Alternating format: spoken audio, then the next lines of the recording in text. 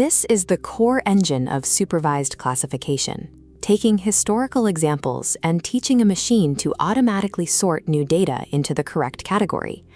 Most standard classification models, like logistic regression, operate on a principle called eager learning. These systems require a computationally heavy training phase up front, digesting every single piece of historical data before they see a live input. The result of that intense training phase is a fixed mathematical boundary, a generalized rule locked into place to govern all future decisions. But there is a completely different architectural approach to machine learning, one that abandons pre-calculated boundaries in favor of what we call lazy learning. Instead of building a predictive model in advance, a lazy algorithm defers all its mathematical computation until the exact moment you ask it to classify a new piece of data. Skipping that initial training phase saves a massive amount of time up front, but it forces the algorithm to do the heavy mathematical lifting in real time. In lazy learning, there is no abstracted rule. The raw, unfiltered dataset itself serves as the active classification engine. This diagram plots historical data onto a two-dimensional Cartesian space defined by x and y axes. We have historical instances categorized into two distinct classes: pass, represented by blue circles, and fail, represented by red triangles.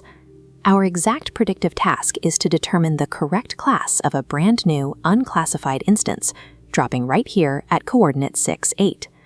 Because KNN has no pre-calculated boundary line to rely on, it has to evaluate this new point by surveying its immediate surroundings.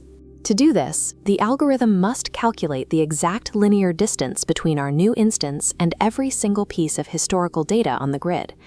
The mathematical engine computing these factors is the Euclidean distance formula.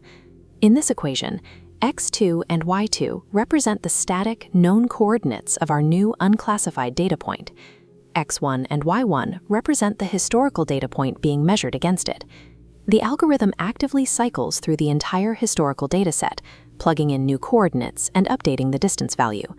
You can use other metrics, like Manhattan distance, but Euclidean geometry is the foundational standard for mapping direct linear proximity in this model.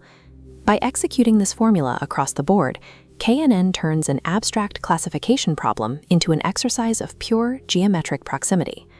We have to limit the algorithm's scope, so its final decision isn't skewed by distant, mathematically irrelevant data points. This diagram illustrates the hyperparameter k, which establishes a strict boundary of influence. K dictates the exact number of nearest data points permitted to participate in the prediction.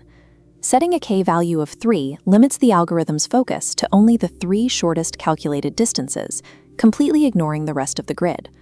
With those 3 points isolated, the algorithm executes a simple majority vote among the neighbors inside the boundary.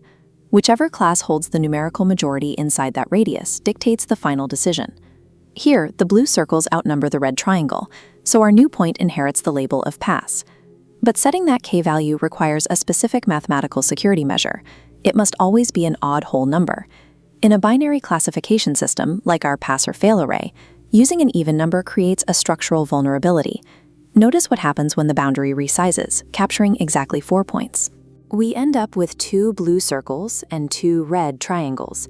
This 50-50 tie mathematically breaks the algorithm's ability to declare a clear majority. You also have to consider scale. Dropping the k value down to 1 risks catastrophic misclassification, as the model becomes highly vulnerable to localized noise or a single outlier. Conversely, setting a massive k value creates excessive computational drag, forcing the system to evaluate far too much empty space at runtime. Ultimately, k acts as the algorithm's main operational tuning dial, continuously balancing precision against computational efficiency. This dark mode environment shows how we translate that theoretical geometry into functional Python code. First, we store the known grid coordinates inside an X array, giving the script a raw spatial map to work from. Next, the corresponding pass or fail classifications are mapped chronologically into a separate Y array. To process these arrays efficiently, developers use scikit-learn, the industry standard library for deploying this specific algorithm.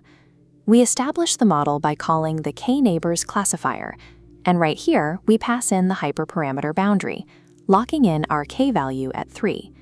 The final execution phase simply pushes the coordinates of our new target point straight into the model's predict function.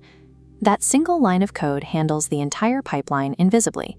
It calculates the Euclidean distances, loops through both arrays, tallies up the nearest neighbors, and outputs the winning label. The k-nearest neighbors architecture abandons abstraction entirely. It operates as a purely spatial, raw data engine, a system where physical proximity is the ultimate arbiter of truth.